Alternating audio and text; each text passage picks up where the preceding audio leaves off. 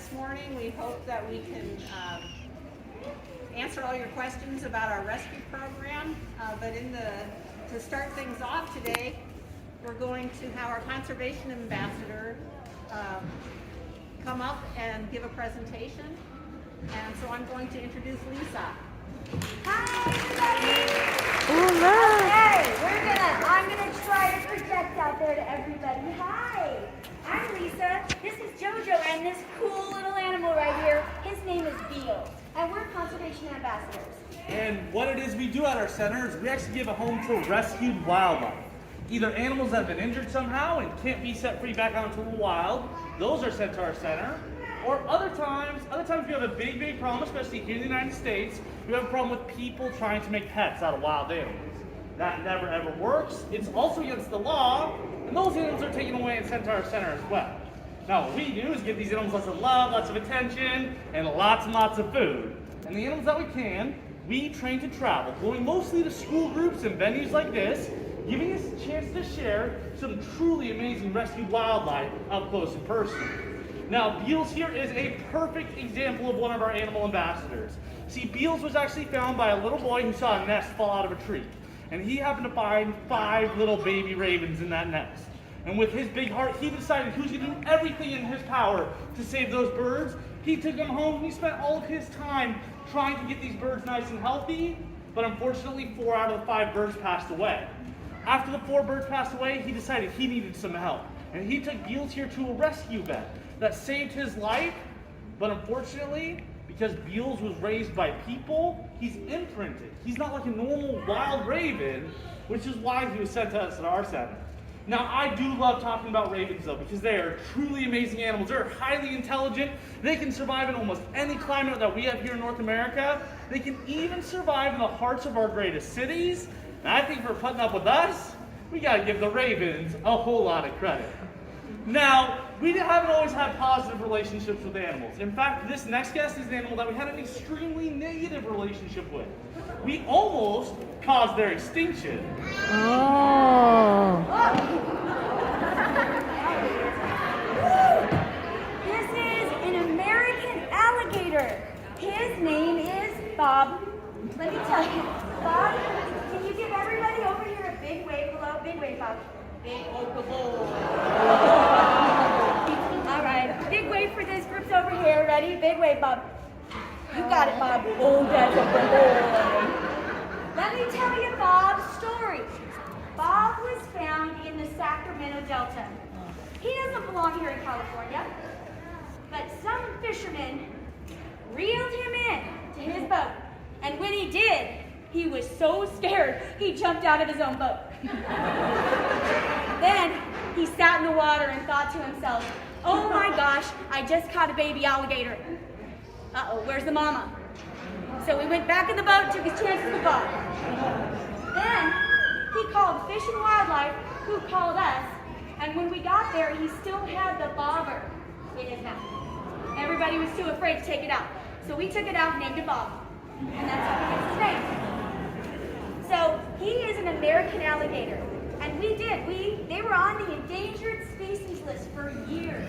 We nearly caused their extinction. One reason, we feared them. We were scared to death of these animals. We didn't understand them. And you guys recognize this, right? Beautiful skin. What do? We want to wear it. We want to make boots and bags and belts out of this guy. So we were killing them. And then we realized how important they are to the place they live. The place they live cannot survive without them. They live in the swamps. You might not think that's a very special place, but it's our major filter system. And without the alligator, the apex predator, the swamps were dying.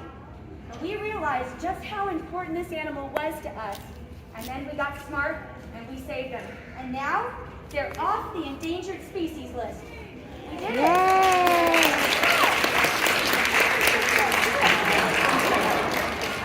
And you know what? We did such a darn good job. There's 5 million alligators back in the wild now.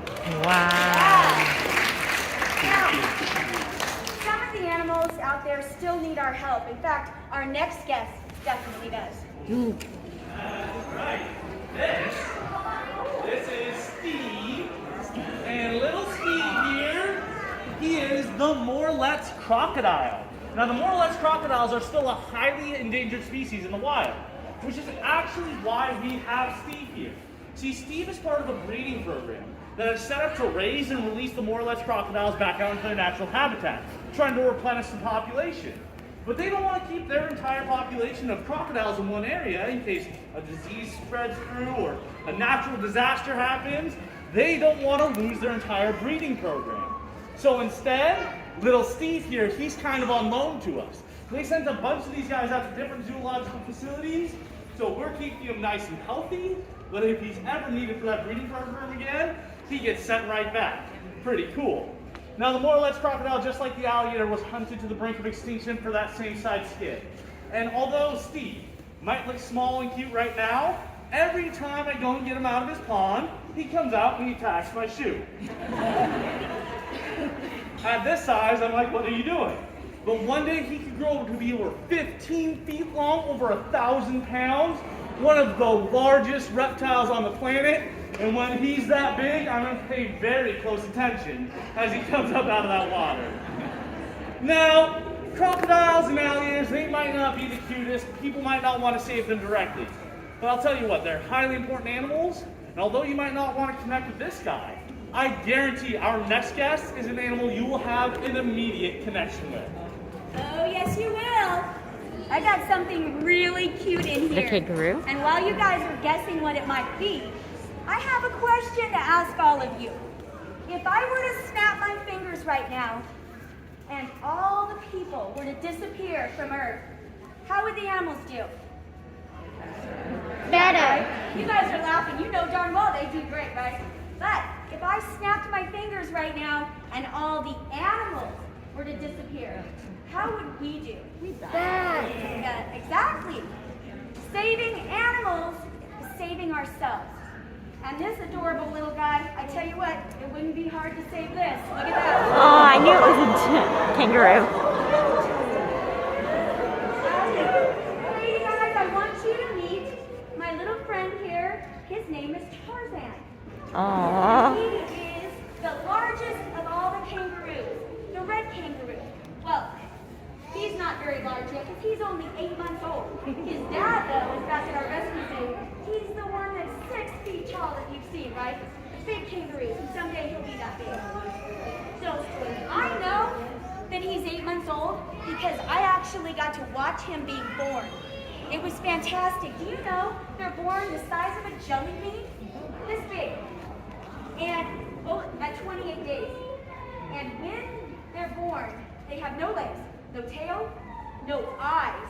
They only have little stumps for arms that they use to climb all the way up and make that journey into mom's pouch. And the cool thing is I got to watch mom do this. She separated her fur and she lit the path for the baby to climb up to make it easier for him. Then, once the baby goes inside the pouch, it latches on to one of the 3 nipples inside. And this is really, really cool. When it attaches to the nipple swells up in the baby's mouth. So then the baby gets stuck on the nipple, right? So no matter how mom's bouncing around, that baby's not coming out of that pouch, no matter what. But at some point, right around 5 or 6 months, guess what happens? This little baby makes its first appearance out of the pouch. You got it, mister. There you go. Aww. Isn't he cute?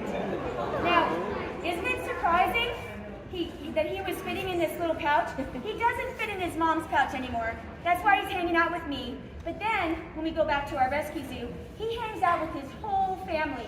Kangaroo families are called mobs because in Australia, a mob can get to be up to 100 feet.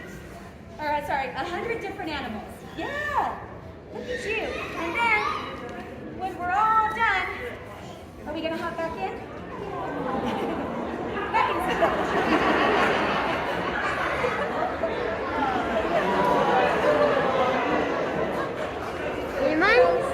Reminds me of myself when I wrap myself in a blanket. All of these kangaroos are part of a very special family called macropods. See this? That's a foot right there, from here to there. That's an entire foot. Their scientific name, macropod. Macro, big. Pod means foot. Bigfoot. So you're literally meeting the Bigfoot right here. This is the true Bigfoot. All right. Hey, you guys want to see? It's amazing how they jump.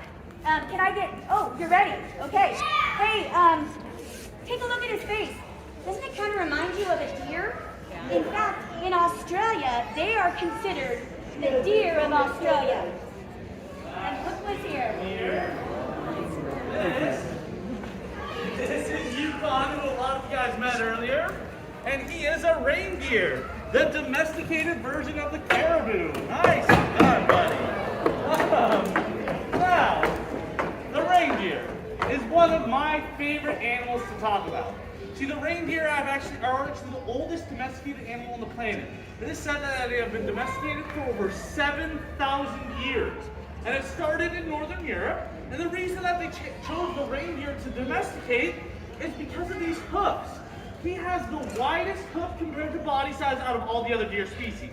That allows them to walk on snow with ease. They're basically like big snowshoes on its feet. It also allows them to swim extremely well. Now, my favorite thing to talk about though is definitely these antlers. Those fuzzy nubs he's got on his head right now are his new antler growth coming back in. See, deer species actually shed their antlers every single year. Those big bone antlers fall off their head, then they start to grow back into new antlers covered in this fuzzy velvet coating. As they reach full size, they'll start to rub all that fuzzy velvet off. That's when you're left with the beautiful bone antlers that you're used to seeing. And they use those to fight for all the girls. Sounds pretty familiar. But it basically allows them to be a giant disposable tool for them to use. Now, we actually got Yukon and his brother Rudy at our center because there was a lady out in Missouri who decided it was a good idea to purchase 2 reindeer. She built them a big enclosure in her backyard, and it only took her about a year to figure out that this was a terrible, terrible idea.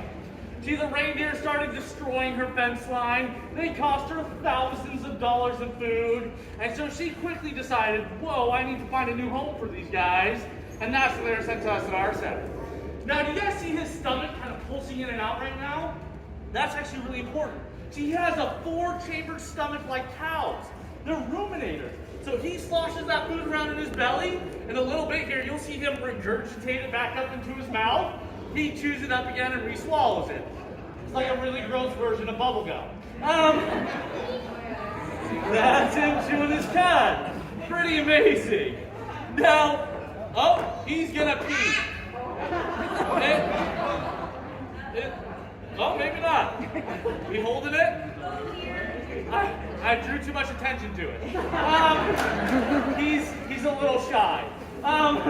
No, but reindeer are really amazing. So reindeer and caribou are the only deer species that both males and females get the antlers. The males get theirs to fight for the girls. The females get theirs to protect their young, so they get them a little bit later in the season. But they both are a truly amazing defense mechanism. Well, you know what, Jojo? He's got nothing on this guy. Oh, that's right. This guy here. This is African crested porcupine. His name is Morocco. Now, in Africa, they use the porcupines, they hunt them for these beautiful quills. They use them for decoration, for like art, and also for jewelry. They also hunt the porcupine for their source of protein. So I'm so happy porcupines know how to defend themselves. You guys want to see it? Okay, I'm gonna need a volunteer.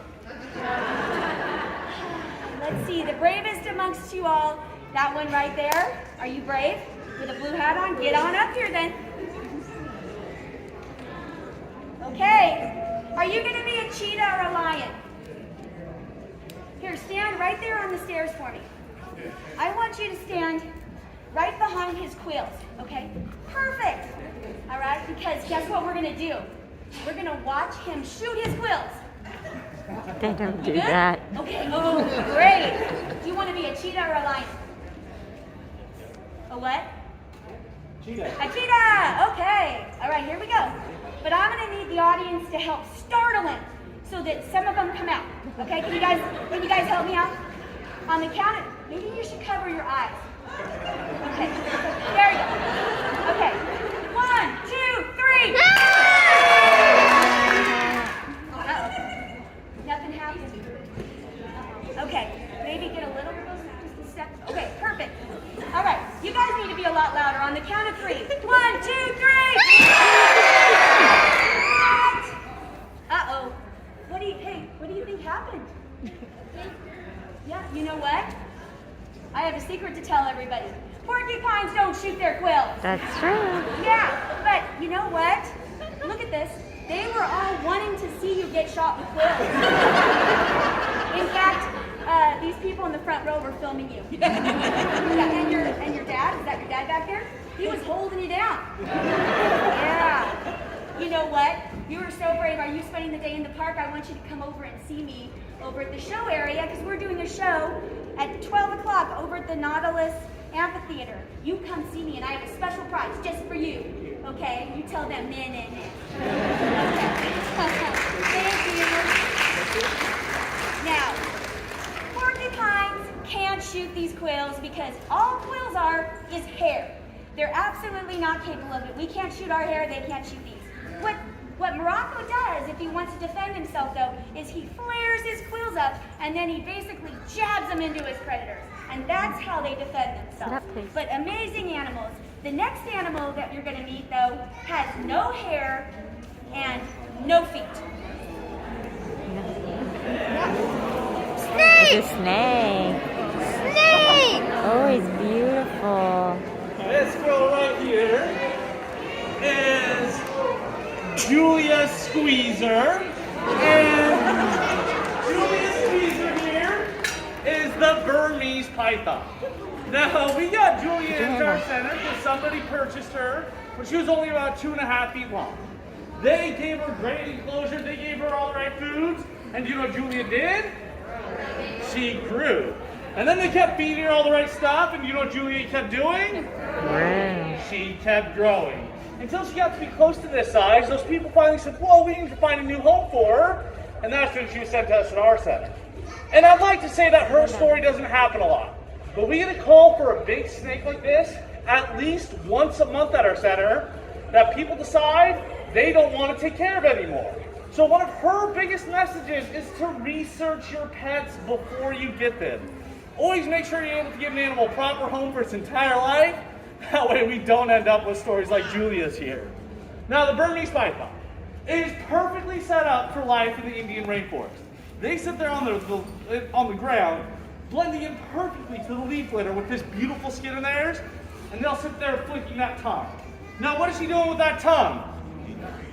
Smelling! No, not her. She's going.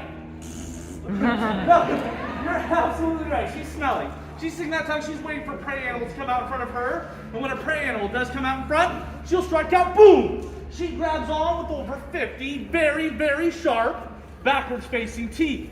But she's not venomous. You guys know how you can tell she's not venomous? Ow! It's because I'm holding her.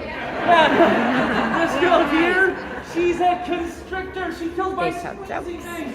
So she'll wrap this section of her body around that prey, and she'll squeeze. And she'll squeeze until that prey is dead. Then she'll start to swallow. And she can swallow something about 5 times the size of her head. Wow. That would be like us trying to swallow a basketball. That doesn't go over very well. But her jaws stretch open as she swallows that prey down.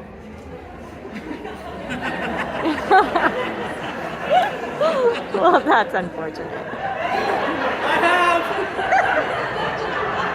What? Never mind.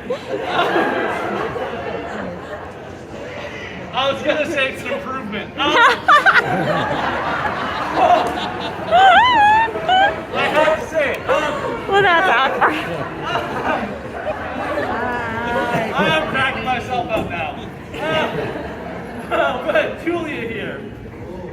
Like, she was actually hunted to the brink of extinction because of all that side skin.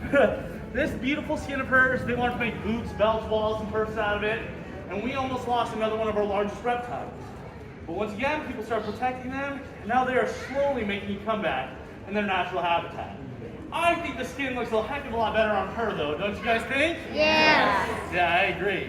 Now, our next guest is an animal that's perfectly set up to fly and hunt at night. Now, what kind of animal flies and hunts at night? Owl. Who? Hawk. Who? Bat. Bat. Who? Bat. Owl. Owl. Oh. Get it? He's making a joke. Oh, goodness. This is an owl that you might find right here in California. It's called a barred owl, and his name is Wizard. Wizard. Do, do, do, do. We've had him at our rescue zoo for 15 years now. A lady was driving at night, and you know, I don't know, I live out in the middle of nowhere. Our rescue zoo is in Paso Robles, and it's pretty much out in the middle of nowhere. Owls in the middle of the night will be flying to hunt, and they'll be maybe flying right across the road to try to chase a mouse at night. And they'll literally just come right in front of my car, so I gotta drive really slow down the road. Well, this lady didn't see, but Wizard flew right in front of her car. She hit him. Now, she was smart enough to know she should pull over and check out and make sure that he was still alive. And sure enough, Wizard was alive, but his wing was all messed up. But that's okay, you guys. He gets to live his rest of his life with us, and he is a huge kettle bug. Oh, it's my boy. He's such a great animal ambassador. So he doesn't have to worry about it. We have his enclosure set up so he's got steps, so because he can't fly, he can kind of hop from perch to perch. So he's got it all set up just for his special needs. And he gets to come everywhere with us. So you are a very lucky little bird that lady pulled over and found you. Our relationship with birds, with owls, has just a recent relationship where we understand that we can be a partner with owls.